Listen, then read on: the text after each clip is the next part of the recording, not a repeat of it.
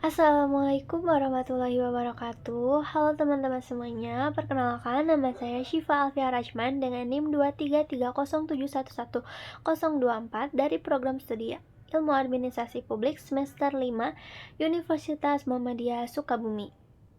Nah, teman-teman di sini saya akan menjelaskan sedikit tentang pembangunan perkotaan Indonesia dari segi sisi teori dan juga penerapannya. Disimak terus ya. Pembahasan pertama yaitu apa sih kawasan perkotaan itu serta karakteristik apa yang membedakan dari wilayah pedesaan, baik itu dari segi sosial, ekonomi, dan lingkungannya yang mencerminkan ciri khas kawasan perkotaan modern. Nah, jadi kawasan perkotaan adalah wilayah yang secara utama berfungsi sebagai pusat kegiatan non-agraris dengan ciri khas kepadatan penduduk yang tinggi, ragam aktivitas sosial dan ekonomi yang kompleks, serta lingkungan fisik yang didominasi oleh pembangunan vertikal dan infrastruktur modern. Nah, adapun ciri utama dari kawasan perkotaan yang menjadi pembeda dari wilayah pedesaan yang lebih banyak bertumpu pada kegiatan pertanian, kepadatan penduduk lebih rendah, pola ruang yang horizontal terbuka, serta struktur sosial dan ekonomi yang lebih sederhana dan terikat komunitas tradisional. Secara ekonomi, daerah perkotaan menjadi pusat jasa, perdagangan, dan industri modern dengan infrastruktur dan fasilitas yang lebih maju. Lingkungan fisik perkotaan tercermin dari gedung yang tinggi, jalan beraspal, dan fasilitas publik yang terintegrasi. Sementara perdesaan masih dominan ruang terbuka hijau dan lahan pertanian yang alami. Adapun contohnya yaitu Kota Jakarta sebagai salah satu penduduk yang sangat tinggi. Aktivitas ekonomi multipel, mulai dari industri hingga jasa, dan infrastruktur transportasi dan perumahan yang maju. Secara sosial, Jakarta merupakan kota yang heterogen dengan beragam etnis dan budaya, serta dinamika sosial yang tinggi. Adapun lingkungan fisiknya mencakup kawasan urban padat bangunan yang tinggi dan pusat perbelanjaan modern serta fasilitas publik lengkap seperti rumah sakit dan universitas. Hal ini yang mencerminkan ciri perkotaan modern.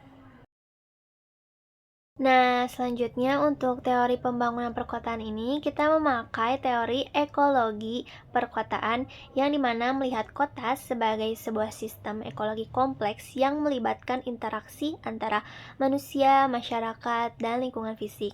Jadi, kota ini nggak cuma tempat orang tinggal dan bekerja, tapi juga seperti ekosistem yang harus seimbang. Nah, teori ini juga menekankan pentingnya memahami kota sebagai ekosistem dengan hubungan saling mempengaruhi antara aspek sosial, budaya, dan lingkungan yang dibangun. Dalam konteks Indonesia, urbanisasi cepat, kemacetan parah, dan ketimpangan antar wilayah yang relevan dengan pendekatan ini karena perubahan dan gangguan dalam sistem ekologi kota seperti degradasi lingkungan, tekanan pada sumber daya alam, dan tantangan sosial dapat mengganggu keseimbangan ekosistem perkotaan. Nah, jadi teori ini mendorong pembangunan yang menyelaraskan pertumbuhan kota dengan pelestarian lingkungan dan peningkatan kualitas hidup warga. Perencanaan kota juga sangat penting untuk mewujudkan pembangunan kota yang berkelanjutan karena tata ruang mengatur penggunaan lahan agar fungsi kotaan dapat terdistribusi secara efisien dan harmonis. Ini juga mencegah konflik penggunaan lahan, menekan dampak negatif pembangunan terhadap lingkungan, dan meningkatkan kualitas hidup warga. Adapun contoh nyata di Indonesia ialah penataan kawasan metropolitan Jabodetabek yang mengatur zonasi permukiman, industri, dan ruang terbuka hijau, serta pembangunan transportasi masif, sehingga dapat mendukung mobilitas dan mengurangi kemacetan serta kerusakan lingkungan. Jadi, tata ruang dan perencanaan kota ini sangat penting ya, teman-teman. Nah, selain itu juga, kebijakan publik berperan besar dalam mengarahkan pembangunan perkotaan melalui regulasi, pembiayaan, dan pengelolaan sumber daya. Contoh kebijakan penataan kawasan kumuh yang diinisiasi pemerintah pusat dan daerah yang bertujuan untuk meningkatkan kualitas hunian dan lingkungan bagi warga miskin perkotaan. Efektivitasnya masih menghadapi berbagai tantangan seperti keterbatasan anggaran, koordinasi antar lembaga yang belum optimal, dan resistensi masyarakat karena perubahan tata ruang dan sosial. Namun, kebijakan ini sangat penting untuk mewujudkan kota inklusif dan berkelanjutan dengan mengurangi permukiman kumuh yang rentan terhadap risiko sosial dan lingkungan. Namun, salah satu tantangan utama pembangunan perkotaan Indonesia yang masih sering terjadi ialah kemacetan lalu lintas yang parah yang disebabkan oleh percepatan pertumbuhan penduduk, serta penggunaan kendaraan pribadi yang tinggi dan juga keterbatasan infrastruktur transportasi publik. Nah, adapun solusi yang realistis dan berkelanjutan adalah pengembangan transportasi publik massal yang andal dan terintegrasi. Contohnya seperti LRT, MRT, serta peningkatan fasilitas transportasi non-motorized seperti jalur sepeda dan pedestrian. Adapun contoh lainnya, penggunaan angkutan umum seperti bus ataupun angkot.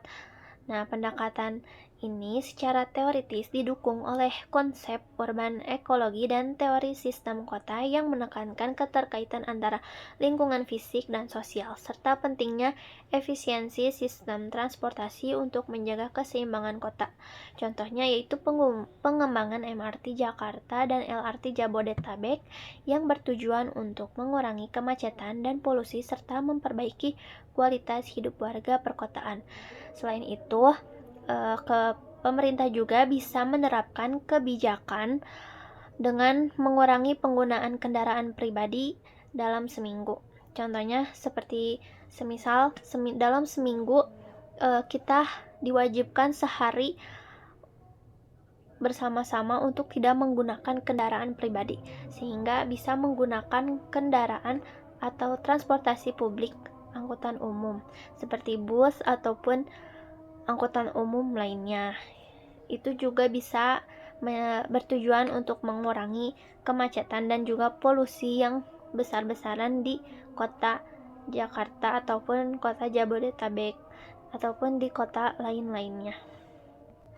Nah, jadi secara keseluruhan, kawasan perkotaan idealnya merupakan entitas multifungsi yang kompleks dengan aktivitas sosial ekonomi dinamis dan infrastruktur fisik yang maju. Namun, pembangunan kota juga perlu diarahkan dengan teori dan kebijakan yang holistik agar tantangan urbanisasi dan ketimpangan dapat dikelola secara berkelanjutan. Pemerintah juga perlu memperkuat tata ruang dan kebijakan perkotaan yang inovatif untuk mendukung kota inklusif, produktif, dan lestari di masa depan. Nah, mungkin cukup sekian saja yang dapat saya bahas mengenai pembangunan perkotaan di Indonesia. Semoga dapat bermanfaat bagi kita semua dan menjadi Indonesia menjadi lebih baik lagi ke depannya.